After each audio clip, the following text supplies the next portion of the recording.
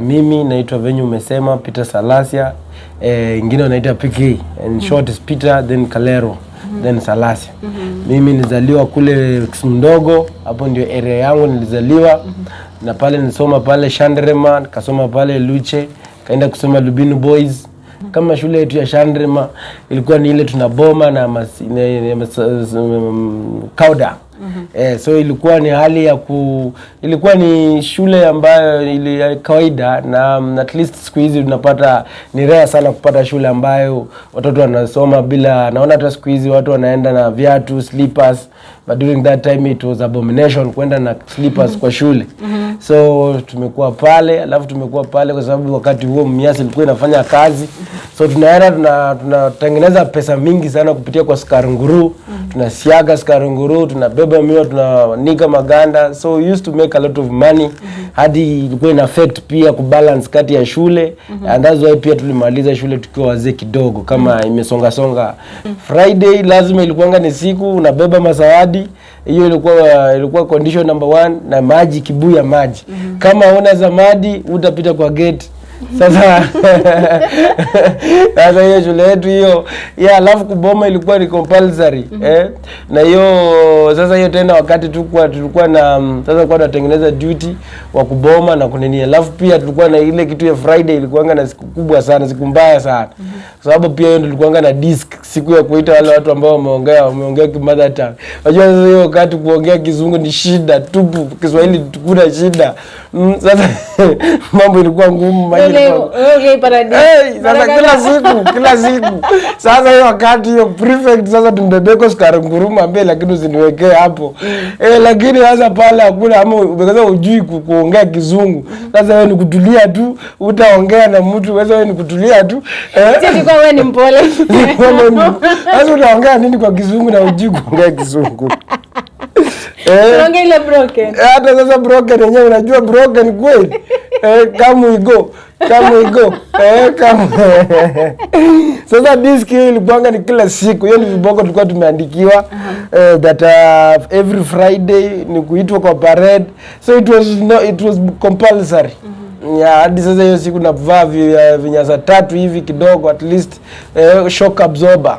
Ndio ukija chapwa usisikie uchungu sana. Lakini pia alikuja sasa waka improvise, wakajua tunaweka vinyasa mingi.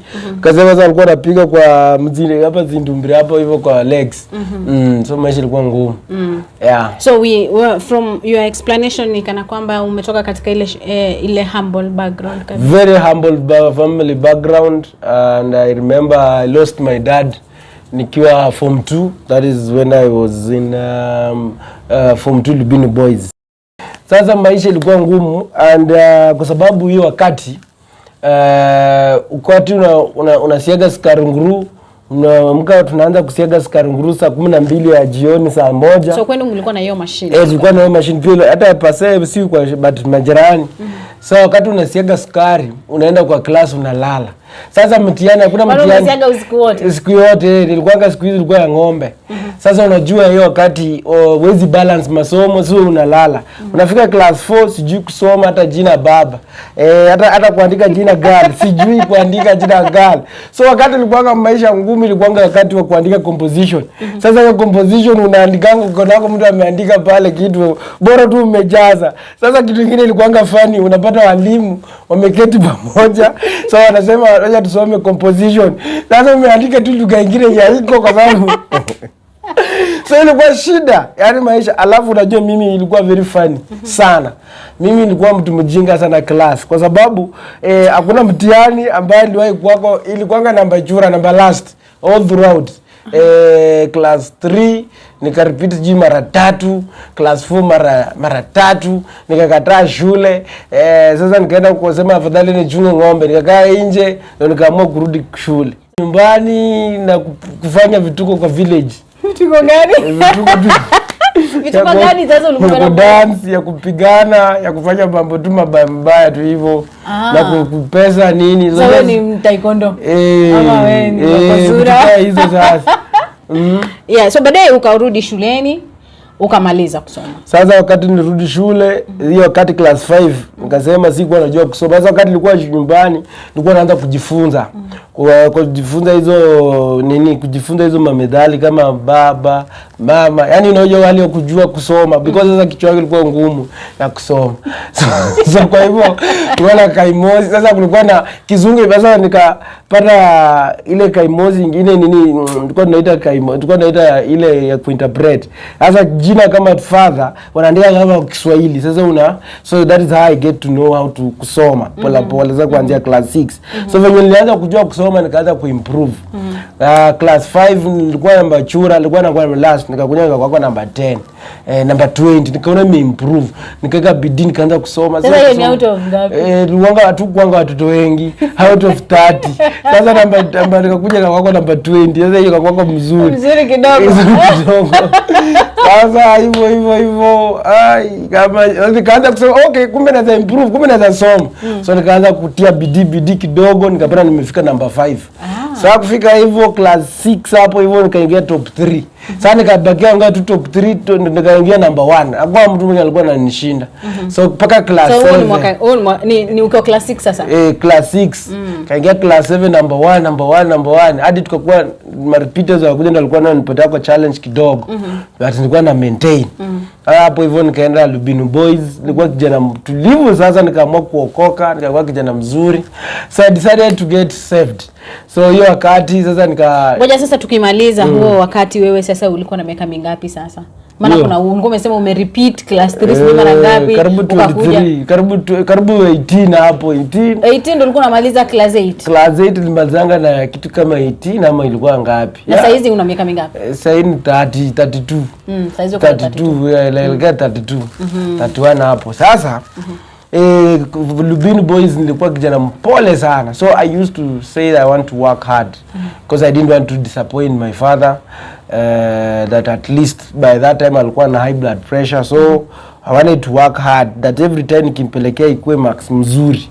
So walikuwa wananiita kwa Lubinu Boys ati masa, yani ule mtu anasoma throughout, lakini unasoma lakini tena huko una perform vizuri. But but I was trying my best because nilikuwa naangalia nyumbani lifestyle ya huko nyumbani nini.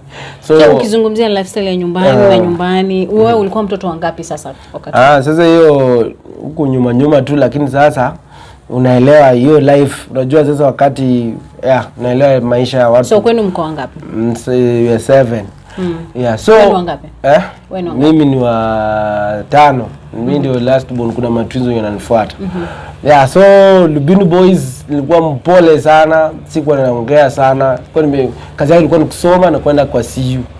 So hivyo kufika form 2 hapo ndio my dad alikufa. Alipasa, maisha ikakuwa ngumu. So school fees nini. So ilikuwa yani maisha ilikuwa ngumu. So from there but Mungu akatusaidia nikamaliza shule. But sasa hapo pia leadership wakaanza kuniforce. Class form 3 hapo, form 2, form 3. Sasa wakaanza kuona leadership kwangu. So wanasema nikuwe class prefect. So every moment wakisema class prefect wananichagua, mimi nakimbia naenda library kusoma. Na kuja class wamesema ati mimi nikuwe prefect. So I never used to like being a leader in high school.